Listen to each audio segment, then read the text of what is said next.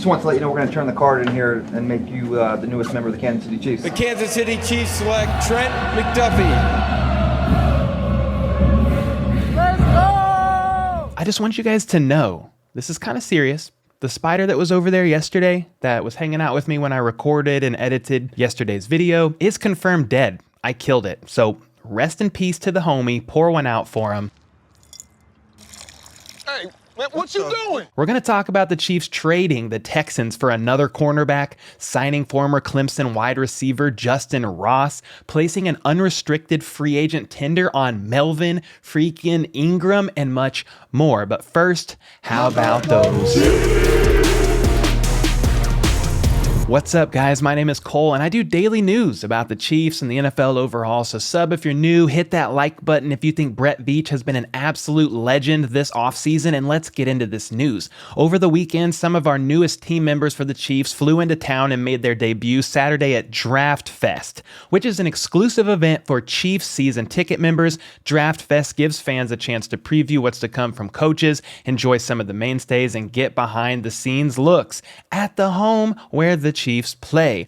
I was sadly not there because I'm not a season ticket holder, but it looked like a great time. You can see footage of cornerback Trent McDuffie, edge George Karlaftis, safety Brian Cook, linebacker Leo Chenal, and wide receiver Sky Moore all up there. And take a look at this clip from Trent McDuffie.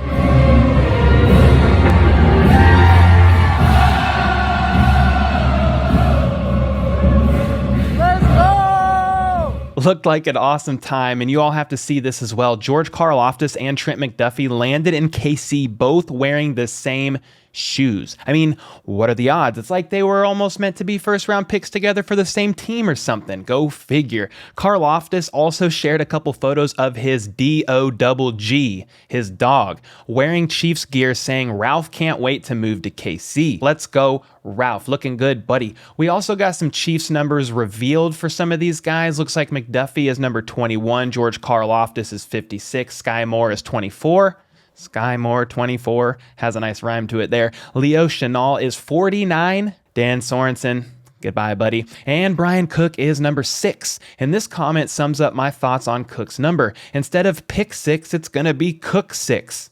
LOL. Welcome to KC. You gotta love it. And then yesterday, the Chiefs signed former Clemson wide receiver Justyn Ross to their 90-man roster as a UDFA. Ross led the ACC in receiving as a freshman in 2018, ranked 5th nationally with 21.7 yards per carry, jeez, and was 2nd in receiving TDs. As a true freshman at Clemson that year, he recorded over 40 receptions for 1,000 yards and 9 TDs in 14 games played. The following season, he caught 66 passes for 865 yards and 8 TDs for the Tigers. He also stands 6'3" or 6'4", depending on where you look, 210 pounds, which is an ideal size for the Chiefs, at least with the direction they've been going with their wide receiver core lately, minus the new addition of 5'10" Sky Moore. He's certainly a high-quality addition, as he previously was slated to be a first-round draft pick. But I know you guys are smart, and you're wondering, if he was slated to be a first-round draft pick, why did he go undrafted? Well, I'm glad you asked. Because Ross missed the entire 2020 season after undergoing a congenital fusion on his spine, repairing 2 fused vertebrae and a bulging disc. He did manage to work his way back and returned for Clemson's season opener against Georgia last season, although despite leading the team in catches with 46 and receiving yards, 514, Ross never looked quite like the same player. It was later revealed that he played the entire season with a foot injury before it finally forced him to miss the final 3 games, and he had surgery on that foot at the end of 2021 or the very beginning of 2022 to heal up and prepare himself for the NFL draft, a draft in which he ultimately was not drafted in. So he's had a lot of injuries over the past couple years, and that back surgery on his spine was a pretty serious one. No joke. In spite of all that, though, Jordan Schultz tweeted this out yesterday. Just got off the phone with Justyn Ross. He's fired up for the opportunity with the Chiefs. Great news, too. He's been fully cleared medically to play, is in terrific shape, and more than anything, ready to go ball out. What a monster addition for Patrick Mahomes and the Chiefs to land a talent like Justyn Ross. He has the size, speed, and athleticism to make an instant impact for KC. So, yeah, I feel like this guy's talking a little too highly of a projection for Justyn Ross to say he's going to make an instant impact. I don't know if he'll ever see the field, but I will say this much. If the Chiefs medical staff also took a look at him and found him fit and medically cleared, he could honestly be the steal or a big steal of the draft. Someone who was projected to be a first rounder, went undrafted, and the Chiefs basically picked him up off the street for nothing. Justyn Ross himself told ESPN, this was like last season when they were interviewing him, once a team gets me, they're going to get everything out of me. So yeah, this is an exciting move for the Chiefs. It's potentially a very high reward, very low risk move. Basically no risk at all, to be honest. He gets to fight for a spot on the roster, and if things don't work out, the Chiefs can cut him. I'd be curious to see, though, how much his UDFA deal is, because if it's high enough of a deal, I bet the Chiefs are banking on him being able to make the roster, or at least, the very least, being on the practice squad. So what are your guys' thoughts on all of this with the Justin Reid signing? Do you like the idea of it? A low-cost, potentially high-reward signing? Are you worried about his medicals? I mean, I would assume the Chiefs found him medically fit and good to go, just like Jordan Schultz was tweeting out. My question also is this: who in the heck is going to make the roster? The wide receiver room is looking very competitive at the moment, so I'm curious to see, after all the offseason dust settles, who actually will make the depth chart. You've got players like Josh Gordon, Corey Coleman, Darius Fountain, Garrett Dieter, and now Justyn Ross, all fighting for a spot on the depth chart. And that's not even to mention our starters, MVS, Juju Smith-Schuster, McCole Hardman, and now new addition Sky Moore. It's wild over here in the receiving room. And then we have some Melvin Ingram news finally, sort of at least. The Chiefs issued a UFA tender on him, which means he gets an offer of 110% of last year's salary, so he'd be making a minimum of $4.4 million this year. I do believe, though, that they can sit down and even work something else out if needed, but regardless, the minimum is $4.4 million. And it also means that if he signs with another team, KC will get a compensatory pick, despite the deadline for earning comp picks being yesterday, May 2nd. And also, it means that if Ingram hasn't signed with another team by July 22nd or the start of training camp, he has to sign with KC. I do believe if for some reason he didn't sign with another team and for whatever reason didn't want to play for the Chiefs, he could sit this season out, but it would be a pretty weird move considering his age and desire to probably want to keep making money while he still can, at least here in the NFL. And also, because both sides show a mutual interest of a return, Ingram himself said this in January: I definitely have a lot of desire to stay in Kansas City, and Coach Reid and company have basically echoed the same, which I think this UFA tender basically confirms as much from the Chiefs end at least. So there you have it. The Chiefs now will get him to sign with them, or at least get a comp pick out of Ingram, probably a 6th or 7th rounder if we're going to be honest here, but still, it's something, and I personally really want to see him back. I think it will be a great thing for the morale of the D-line, because once we acquired him from the Steelers last season, he contributed 33 pressures and 4 sacks over the span of 9 regular season games and 3 postseason games with the Chiefs. He was the spark that got the fire reignited on the defense, and I would love it if he came back for another season. Do you guys agree with me? I think most of you do, for sure. And since we're on the subject of comp picks regarding Melvin Ingram, we got to switch gears here and talk about Tyrann Mathieu, because this definitely connects at least loosely.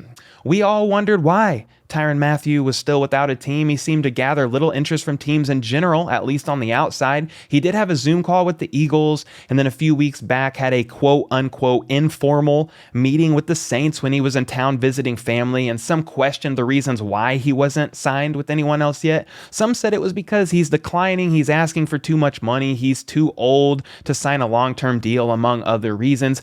But what if it was for a reason that you didn't expect? And that reason was potentially as petty as the delay being so that he signs with a team after 4 p.m. on May 2nd so the Chiefs don't get a compensatory pick in exchange for Tyrann signing elsewhere. And before I go further, some of you may be sitting there watching me and my bald head, red-bearded self continue to talk about this odd term, compensatory picks, and you might be wondering, what in God's great green grassy earth is this man even talking about? Well, if a team loses more free agents in an offseason than it signs, it is awarded compensatory pick or picks for the following year's NFL draft. Under this formula, teams that lost more free agents than they signed during the 2021 offseason were awarded 2022 NFL compensatory picks, so on and so forth. If a player signs with another team for a high-end value, say $20 million annually, a la Tyrann Mathieu, and the team that lost said player did not add the same amount of equal level free agents, it would then likely receive the highest possible compensatory selection, third round. Lower free agent departures would then likely net a lower round pick in the 6th or the 7th, such as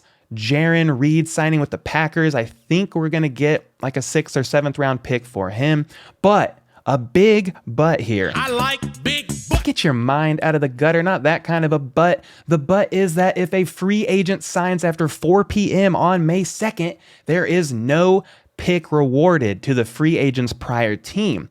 So that is exactly what happened yesterday when Tyrann Mathieu inked a 3-year deal with the New Orleans Saints just after 4 p.m., which means the Chiefs get no compensatory pick based on Mathieu's signing. Adam Schefter tweeted this out at 4:02 p.m., 2 minutes after the deadline. Deal is now in place. Saints and Tyrann Mathieu officially reached agreement on a 3-year, $33 million contract, including $18 million fully guaranteed per sources. Language still needs to be finalized and the deal signed, but Mathieu is returning home to New Orleans. So yeah, no picks awarded to the Chiefs, and Tyrann gets another deal done and gets to go home. So a bit of a bummer there, but it's a common tactic that teams use. You remember that informal visit Tyrann had a few weeks ago? I think that was more formal than they made it seem. The Saints needed safety help because they lost both of their starting safeties this offseason when Marcus Williams signed with the Baltimore Ravens and Malcolm Jenkins retired. And while they did sign Marcus May to fill one spot prior to the draft, they needed to fill one more and did not fill role via the draft. My thoughts are this: they knew back then that they were going to sign Tyrann, but wanted to wait until after the deadline. It was probably the Saints' idea, to be honest, and Tyrann, who is still hurting from not being brought back by the Chiefs, probably said, you know what? Good idea, Saints. Let's do the deal then after the deadline. So there you have it. Conspiracy theorists are probably chomping at the bit with absolute glee on this one. I'm obsessed with crazy people. At the end of the day, though, we lost out on a compensatory 3rd or 4th round pick. So it's not the end of the world, and I am very happy for Tyrann Mathieu. I think it's incredible, actually, that he basically will be able to finish his career at home, near where he grew up and where he also went to college. He is very loved in that area, and this is the best case scenario for him, the best place he could have landed in if it wasn't in KC, in my opinion. And I'm very grateful for his chapter in KC. He was an amazing free agent signing and definitely played a role in getting us that Super Bowl ring. So I wish the Honey Badger nothing but the absolute best. And the last thing I will note here, how excited do you guys think Tyrann Mathieu is about being united again with Daniel Sorensen? And then the Chiefs made another offseason move yesterday. They traded for a cornerback. And no, that was not a typo on this teleprompter. A cornerback. I guess drafting 3 corners in this year's draft was not enough for them, and they'd like more competition in the cornerback room this offseason as they prepare to fill their roster. They traded for Texans CB Lonnie Johnson Jr. in exchange for a 2024 conditional 7th round pick.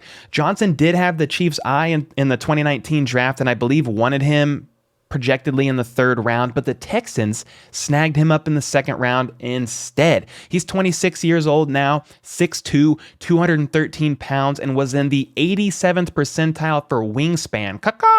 At the 2019 Combine. So yeah, Johnson's got the length and size Spags often looks for in a corner, and again, this is someone they wanted in the first place. So Johnson has 1 year remaining on his rookie contract and will only cost the Chiefs just over $1 million in cap space for 2022. And at the price of a conditional 7th round pick, it's hard to see any negatives here. Lonnie tweeted out that he wanted out of Houston, and out of there he went, joining up with friend and former teammate Justin Fields. Now, if you guys are like me, I always wonder why. Like, Why did the Texans trade him for basically nothing? What was the issue there? Well, apparently he wanted out, which I feel like players often say anyway as they're about to get traded or potentially released, so you never really know with that one. But on Monday, Lonnie tweeted, "Before y'all get talking crazy on this app, I asked for this myself. Thank you, Houston Texans, for the opportunity. This isn't a farewell. This is more likely see you soon."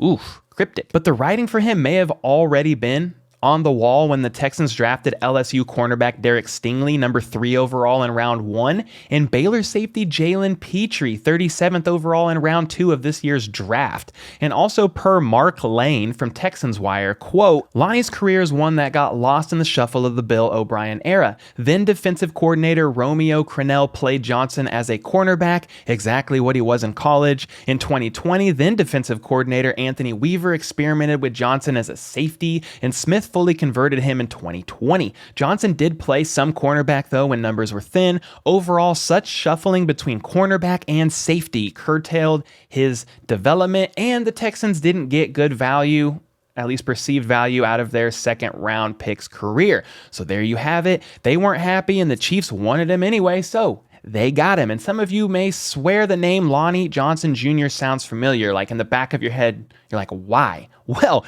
that's because he was on the Texans when we played them in the 2019 divisional round of the playoffs. Remember, they were up like 24-0, and then we came back and beat them. We scored like 50-something points. Well, he's the one that returned the blocked punt for a TD at the beginning of the first quarter, but also the one who got scorched by Travis Kelce pretty much the rest of the game. Some say he had a decent game against him. He did do well at times, but he had multiple pass interference calls on him in the game and at least one no-call PI that should have been, and he gave up a couple TDs as well. And you could see Kelce getting into it with him on the field in at least one occasion, which must have left Lonnie feeling like there was at least some friction there, because after the trade to KC was announced, he actually tweeted out to Kelce asking, "We cool now, bro?" And Kelce responded saying, "You know we always been, man. Let's turn up." To which Lonnie simply responded, "Let's work." So there you have it, guys. The Chiefs get another cornerback to compete for a roster spot. It's certainly going to be competitive as ever in that room, but I'm glad, honestly. What are your guys' thoughts on all of this news? It was a crazy day and a crazy weekend overall here in the Red Kingdom. That is for SURE. Sure. What was that? I don't know. There was a lot to cover, but I had a blast doing it. And by now, we've pretty much reached 10,000 subs as I'm probably recording this video. So I'll definitely be planning a day and time sometime soon for my first ever live stream to hang out with you all and celebrate such a huge milestone. Thanks again for the support. I'm blown away by it, if I'm going to be 100% honest with y'all. But hey, if you're new around here and still watching this video, join the club. Make sure to sub for your daily dose of Chiefs news and take a look at yesterday's video here, if you haven't already, which recaps the draft and takes a big picture look at our upcoming season. And until next time, let's go. How about those